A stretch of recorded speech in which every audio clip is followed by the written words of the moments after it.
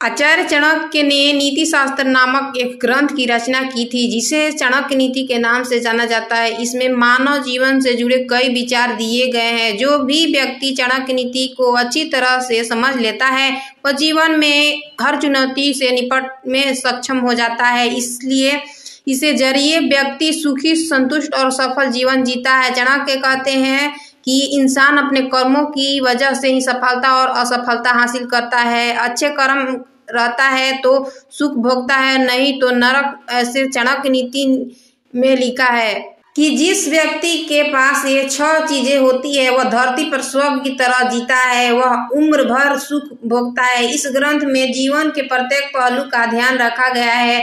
जो भी व्यक्ति चाणक्य नीति के अच्छे पढ़ और समझदार गांठ बांध लेता है, वह जीवन में हर मुश्किलों से निपटने में सक्षम हो जाता है। चाणक्य नीति में कुछ ऐसी नीतियां बताई जाती है जिनको अमल में लाने से घर और पैसों का अंबार लग जाता है। घर में पैसे आने के एक नए स्रोत बन जाते हैं। अच्छे भोजन के साथ अच्छा स्वास्थ्य।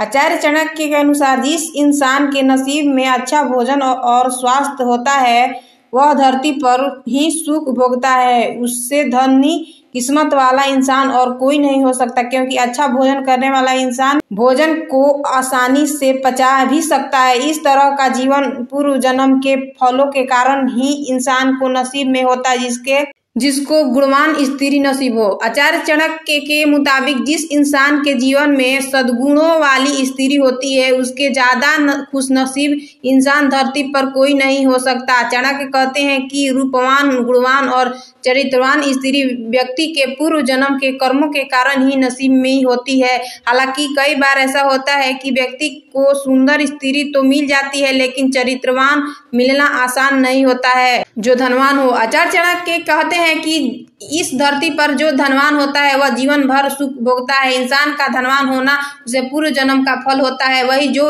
व्यक्ति दान पुण्य का काम भी करता है, तो उसे धरती पर हर तरह की सुख मिलता है। ऐसे में इन चीजों को दान करने वाले व्यक्ति धरती पर स्वर्ग ही का सुख हासिल कर लेते हैं। अन्न की बर्बादी न करना। आचार्य चाणक्य के अनुसार जिस घर में अन्न की बर्बादी नहीं होती है, उस घर में आर्थिक तंगी कभी नहीं होती। लेकिन जिस घर में अन्न का अपमान किया जाता है, उस घर में माता लक्ष्मी रुष्ट हो जाती है, क्योंकि सनातन परंपरा में अन्न को देवता का दर्जा दिया जाता है। अन्न की बर्बादी करने वाले घर में हर समय ही संकट की स्थिति बनी रहती है। साथ ही घर के लोगों को पैसा के संकटों से गुजरना पड़ता है। ऐसे में लोगों को अन्न की बर्बादी से बचना चाहिए। मेहमानों का आदर सत्कार। चाणक्य नीति के मुताबिक मेहमानों को आदर सत्कार करने वाले के घर में बरकत हमेशा बनी रहती है। इन लोगों को धन्य धान की कभी कमी नहीं होती है, क्योंकि माता लक्ष्मी की कृपा बनी रहती है। ऐसे में व्यक्ति को घर पर आए मेहमान को हमेशा स्वागत और सत्कार करना चाहिए। दान पुण्य करना। उन लोगों को आर्थिक नुकसान कभी नहीं झेलना पड़ता जो दूसरों के प्रति परोपकार की भावना रखते हैं। अगर जरूरतमंदों की सहायता करते हैं तो आप पर माँ लक्ष्मी की कृपा बनी रहती है। ऐसे में आचार्य चाणक्य कहते हैं कि समर्थ के मुताबिक इंसान को दान पुण्य करना चाहिए। अगर आपको ये वीडियो अच्छी लगी तो चैनल को लाइक, सब्सक्राइब और मित्रों के साथ ढेर सारा शेयर कर देना। धन्यवाद। राधे राधे।